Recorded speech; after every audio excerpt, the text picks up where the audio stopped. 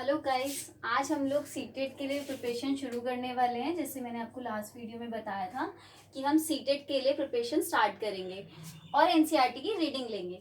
मैंने आपको बोला था कि एनसीईआरटी को हम लोग एक अलग पॉइंट ऑफ व्यू से पढ़ेंगे, जो सीटेट की डिमांड रहती है उसके हिसाब से हम एनसीईआरटी की रीडिंग लेंगे। अभी हम लोग क्या कर रहे हैं, 6th, 7th, 8th क्लास की ज्योग्राफी को गो थ्रू करेंगे। और मैं आपको सजेस्ट करना चाहती हूँ कि अगर आपके पास 6th, 7th, 8th क्लास की बुक है अभी, तो आप उसकी एक रीडिंग जरूर लीजिए। ठीक है, क्यों? क्योंकि जो सीटेट है वो स्टेटमेंट बेस्ड क्वेश्चन बहुत ज्यादा लेता है। तो हम लोग क्या करेंगे, वीडियो के थ्रू तो अपने सिलेबस को कंप्लीट करेंगे ही और रीडिंग भी देते जाएंगे। और नीचे आपको डिस्क्रिप्शन बॉक्स में आपको हिंदी मीडियम और इंग्लिश मीडियम दोनों की पीडीएफ प्रोवाइड करा दी जाएगी डिस्क्रिप्शन बॉक्स में। तो अभी स्टार्ट करें। 6th क्लास की ज्योग्राफी को हम स्टार्ट कर रहे हैं फॉर सीटेट। ओके, चलिए स्टार्ट करते हैं। हम जिस भी चीज को पढ़ रहे हैं हमें उसका मतलब समझना बहुत जरूरी हो जाता है, नहीं तो फिर रूट मेमोराइजेशन आप जानते हैं कि एनसीएफ बिल्कुल मना करता है कि रट्टाफिकेशन को आप रोकिए। तो सबसे पहले हमें क्या करना चाहिए? फिर सबसे पहले हमें जो हम सब्जेक्ट पढ़ रहे हैं उसका मतलब समझना चाहिए कि हम क्या पढ़ने जा रहे हैं इसके अंदर। ज्योग्राफी, ठीक है, जियो प्लस ये बनता है ग्राफिया से। ग्राफिया से जियो मतलब क्या होता है? जियो ये एक ग्रीक भाषा का शब्द है।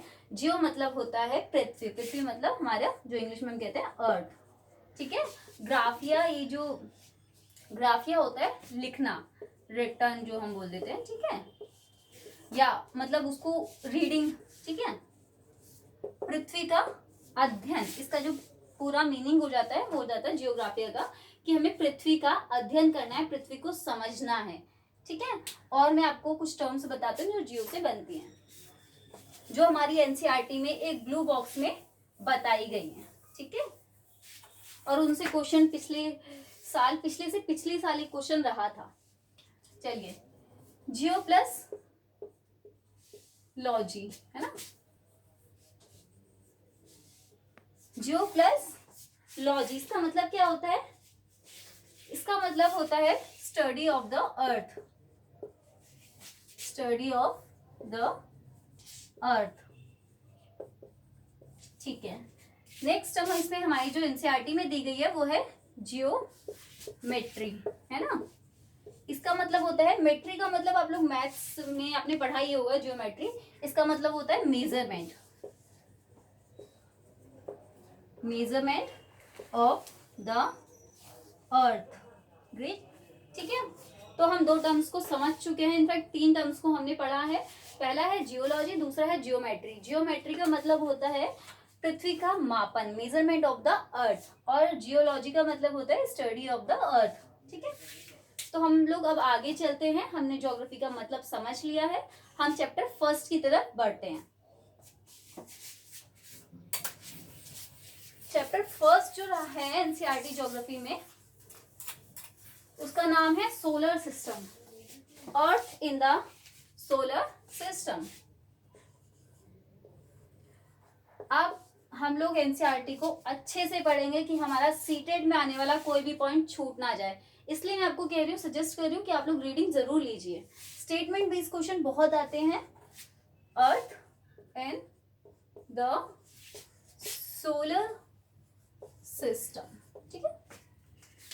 तो अब मैं चैप्टर से इंट्रोड्यूस कराती हूँ आपको कि ये चैप्टर आपको क्या बताना चाहता है, चैप्टर आपको क्या समझाएगा। अर्थ क्या है? अर्थ पृथ्वी है। और अर्थ क्या है? अर्थ एक ग्रह है। क्या है? प्लैनेट है, ग्रह है। ठीक है, हमें ये समझ आ गया कि अर्थ क्या है, हमारा प्लैनेट है इन द सोलर सिस्टम। अब ये क्या है, सोलर सिस्टम क्या है? सोलर सिस्टम से मैं आपको इंट्रोड्यूस कराती हूँ। सोलर सिस्टम एक फैमिली है। क्या है? सोलर सिस्टम एक फैमिली है। अब फैमिली है तो इसमें मेंबर्स भी जरूर होंगे, तो चलिए हम इसके मेंबर्स से मिल लेते हैं एक बार। ग्रह, जिसे आप बोलते हैं प्लैनेट, उपग्रह, ग्रह, उपग्रह, सूर्य, तारे, अन्य खगोलीय पिंड। अभी आप लोग घबराइए मत, इन सब का मतलब मैं आपको बताऊंगी ये क्या होते हैं। जैसे उपग्रह एक नया टर्म शायद आपके लिए होगा, मैं आपको बताऊंगी। इसे इंग्लिश में सैटेलाइट बोलते हैं, अन्य खगोलीय पिंड।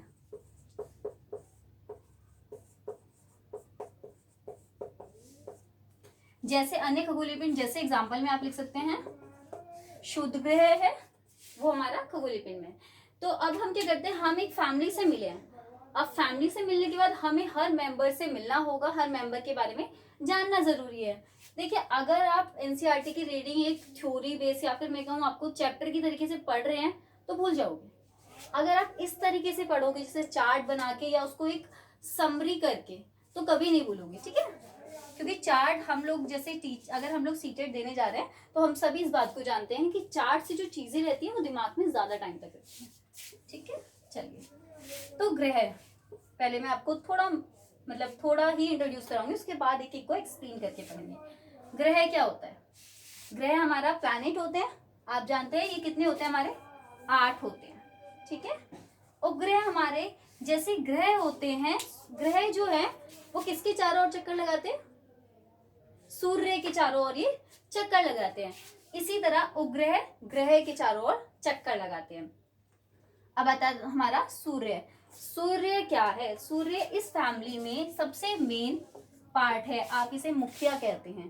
क्या है? फैमिली का ये मुखिया है। ये एनसीईआरटी में क्वेश्चन आ चुका है, ठीक है, तो इसे अच्छे से पढ़े। ये सिर्फ एक लाइन में दिया हुआ है जो उन्होंने स्टेटमेंट बेस्ड क्वेश्चन के रूप में हमें दिया था। सूर्य फैमिली का मुखिया है क्योंकि सारे ग्रह इसी के चारों ओर चक्कर लगा रहे हैं। फिर आ जाते हैं हमारे तारे। तारे हम सभी जानते हैं स्टार्स क्या होते हैं, है ना। उसके बाद अन्य खगोलीय पिंड। अन्य खगोलीय पिंड वो चीज होती है जो रात को आसमान में चमकती है।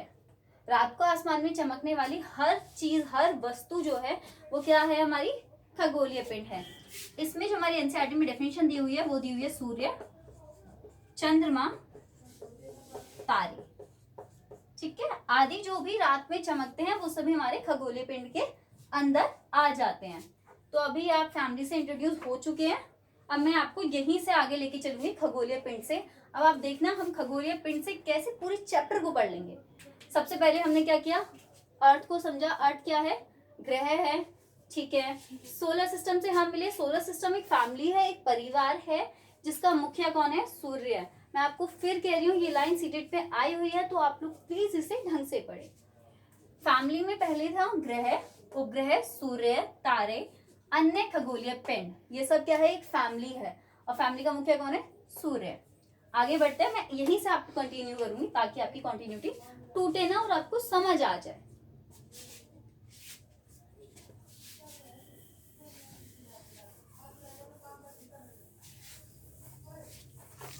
खगोलीय पिंड तो हम यहाँ से अब इसको कंटिन्यू करते हैं, ठीक है। इसी जो हम इंग्लिश में कहते हैं वो होता है कॉन्स्टलेशन बॉडीज। खगोलीय पिंड क्या होते हैं इंग्लिश में? Constellation bodies. तो यहीं से हम कंटिन्यू करते हैं ऊपर। इसे मैं रफ नहीं करूंगी जिससे आपको थोड़ी कंटिन्यूटी टूटे ना। आप लोग चाहें तो स्क्रीनशॉट ले सकते हैं। खगोलीय पिंड ये सबसे बड़ा पार्ट रहता है इसलिए हमें इससे मिलना बहुत जरूरी है। खगोलीय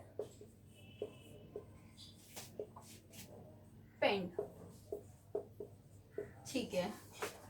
अब हम खगोलीय पिंड में आ गए। खगोलीय पिंड में 2 चीजें होती हैं। पहले आपको पहली चीज से इंट्रोड्यूस कराती हूं मैं, जिसके पास अपनी ऊष्मा और एनर्जी, जिसे आप कहते हैं प्रकाश, ठीक है, जिसके पास कुछ खगोलीय पिंड ऐसे होते हैं जिनके पास अपनी ऊष्मा और प्रकाश दोनों होते हैं, अर्थात एनर्जी और लाइट दोनों होती हैं, वो क्या होते हैं हमारे? वो होते हैं हमारे तारे, ठीक है। जो तारे होते हैं ना वो जो चमकते हैं वो अपनी ही लाइट से चमकते हैं। ऐसे जितनी भी चीजें होंगी जिनके पास अपनी ऊष्मा और प्रकाश होंगे वो क्या होते हैं हमारे? क्या होते हैं बच्चे? तारे वो हमारे होते हैं। रात को अगर आप आसमान में देखोगे तो आपको बहुत सारे तारे एक साथ दिख सकते हैं, दिखते हैं ना, एक लाइन में। जैसे मैं बना देती हूँ आपको, ऐसे ऐसे करके, या स्पून की शेप में ऐसे भी आपको तारे दिखते हैं। ये जो ग्रुप ऑफ स्टार्स होता है, समूह जो होता है एक तारों का, वो कहलाता है नक्षत्र मंडल। है ना। नक्षत्र मंडल आपने सुना होगा ये शब्द।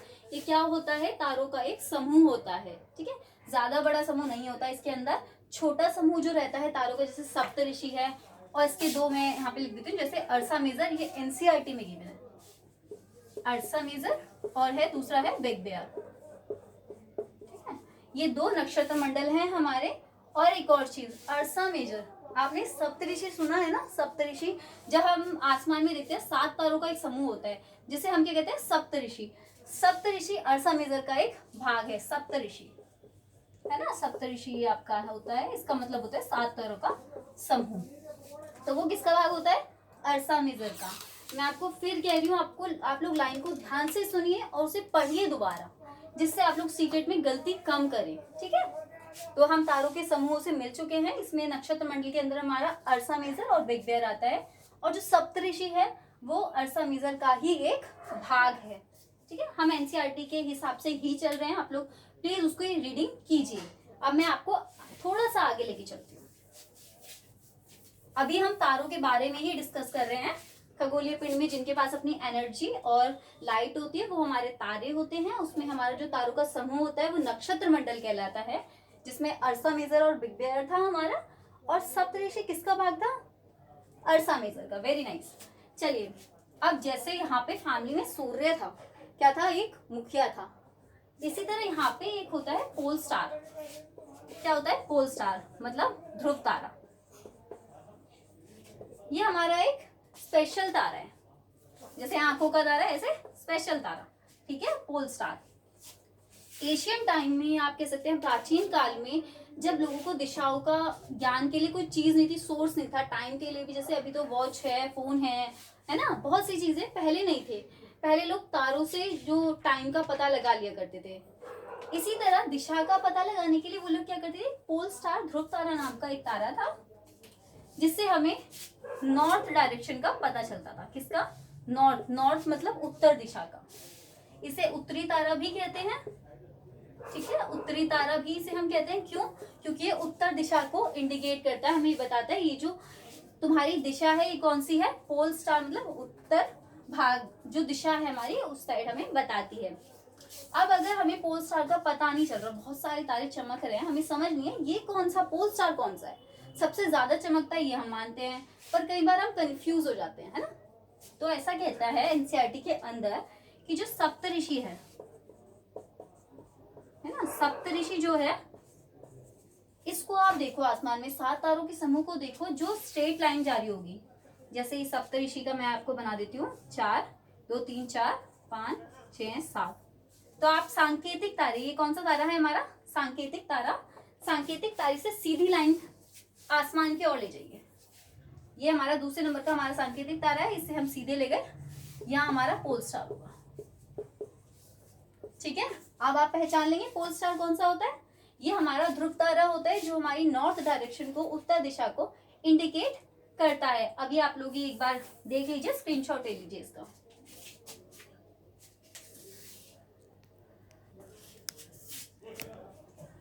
तो आप लोग ने स्क्रीनशॉट ले लिया होगा, ये हमारा पोल स्टार होता है। इसका पता कैसे चलेगा, सप्तऋषि का यहाँ पे एक सांकेतिक तारा होता है। सांकेतिक तारा से आप एक काल्पनिक रेखा सीधी खींच लीजिए आसमान की ओर, जो यहाँ पे स्टार होगा वो होगा हमारा पोल स्टार। अभी हम क्या पढ़ रहे हैं बच्चों, मैं आपको दोबारा उसी चीज पे लाऊंगी। अभी हम सिर्फ खगोलीय पिंड से मिल रहे हैं, ठीक है। खगोलीय पिंड जिनके पास अपनी ऊष्मा और प्रकाश होते हैं वो तारे होते हैं। नक्षत्र मंडल तारों का समूह होता है, उसमें अर्सा मेजर, बिग बेयर है और पोल स्टार, है ना। और एक मेन चीज जो मैं आपको बताना भूल चुकी हूँ, सूर्य क्या है, एक तारा है। ये क्वेश्चन सीटेट में आ चुका है। सूर्य क्या है, एक तारा है जो पृथ्वी के नजदीक है। तो अब मैं आपको बताऊंगी खगोलीय पिंड, आप उन खगोलीय पिंड से तो मिल लिए जिनके पास अपना ऊष्मा और प्रकाश है। अब उन खगोलीय पिंड से मिलिए जिनके पास अपनी ऊष्मा और प्रकाश नहीं होता। जिनके पास होता है वो क्या कहलाते हैं, तारे। जिनके पास, जिन खगोलीय पिंड के पास अपना ऊष्मा और प्रकाश नहीं होता वो कहलाते हैं हमारे ग्रह। क्या, ग्रह, ग्रह मतलब प्लैनेट्स। क्या कहलाते हैं वो, हमारे प्लैनेट्स। हमारे 8 ग्रह हैं, 8 प्लैनेट है ना हमारे, ठीक है। जिनके पास अपना ऊष्मा और प्रकाश नहीं होता वो क्या होते हैं, हमारे प्लैनेट्स। तो मैं आपको इसके आगे ये बताना चाहती हूँ, जिनके पास अपना ऊष्मा प्रकाश था वो क्या थे हमारे, वो थे हमारे तारे, और जिनके पास नहीं है वो है हमारे ग्रह। जो प्लैनेट है, प्लैनेट एक शब्द है, ग्रह एक शब्द है जो ग्रीक भाषा से निकला है। किससे? ग्रीक भाषा से निकला है प्लैनेटाई। प्लैनेटाई से ये बना है, जिसका अर्थ होता है चारों ओर घूमने वाली। क्या होता है? चारों ओर घूमने वाले, घूमने वाले। प्लैनेट किससे बना है? प्लैनेट बना है प्लैनेटाई से, ग्रीक भाषा का ये शब्द है जिसको हम कह सकते हैं, इसका मतलब होता है चारों ओर घूमने वाले। चारों ओर घूमने वाले क्या है? हमारे ग्रह हैं, और हमारे ग्रह के पास ना तो अपनी ऊष्मा है ना एनर्जी है। ये क्या करेंगे? जो तारे हैं, तारों के पास अपनी एनर्जी है, तो ये क्या करेंगे? उनसे एनर्जी और प्रकाश लेके चमकेंगे। तो हमने चैप्टर के स्टार्टिंग में एक चीज पढ़ी थी, अगर आपको याद हो तो। अब हम ग्रह पे आ गए, तो इसलिए अब मैं आपको बताती हूँ। ग्रह, हमने पृथ्वी को क्या बोला था? ग्रह बोला था। हम थोड़ा सा अभी पृथ्वी से ही इंट्रोड्यूस होते हैं सर, क्योंकि हम ग्रह के बारे में पढ़ रहे हैं। अर्थ पे हम रहते हैं, मैं इसलिए आपको सबसे पहले उसके बारे में बताना चाह रही हूँ थोड़ा सा। अर्थ एक क्या है? ग्रह है, प्लैनेट है, जो तीसरे नंबर का ग्रह, कौन से नंबर का? तीसरे नंबर का ग्रह माना जाता है। ठीक है, थर्ड नंबर, ठीक है, ये तीसरे नंबर का ग्रह माना जाता है, और आकार में ये 5वें नंबर का है। आकार में कितने नंबर का है? 5वें नंबर का ग्रह माना जाता है। अब ये ग्रह है, ग्रह के पास ना अपनी एनर्जी है और ना अपनी लाइट है, तो ग्रह किससे लेगा? सूर्य से, क्योंकि सूर्य के सबसे पास का तारा है। क्या है? सूर्य एक तारा है। गाइस प्लीज, ये क्वेश्चन आ चुका है, तो सूर्य के बारे में अच्छे से पढ़िए। सूर्य एक तारा है, ग्रह किससे अपनी लाइट लेगा? ग्रह जो अपनी लाइट लेगा वो एक तारे से लेगा, और कौन से तारे से लेगा? सूर्य से। ठीक है, इससे अपनी लाइट लेता है और वो चमकता है। ये हम सभी जानते हैं कि अर्थ एक ग्रह है, तीसरे नंबर का ग्रह होता है। ठीक है, 5वें नंबर पे आकार में आता है। तो आज हम इतना ही, हमने आज सिर्फ खगोलीय पिंड को समझा है। बाकी की मैं आपको एक्सप्लेन करके और इसी तरह पढ़ाऊंगी चार्ट के माध्यम से, ठीक है, जिससे आप इजीली पढ़ पाए। और जो प्रीवियस ईयर के क्वेश्चंस थे वो भी मैं आपके साथ डिस्कस जरूर करूंगी, जिससे आपको ये कॉन्फिडेंस आए कि हाँ आप अब पेपर कर सकते हो। और मैं आपको दोबारा कहना चाहूंगी, आप लोग रीडिंग जरूर लीजिए एनसीईआरटी की। ठीक है, थैंक यू गाइज।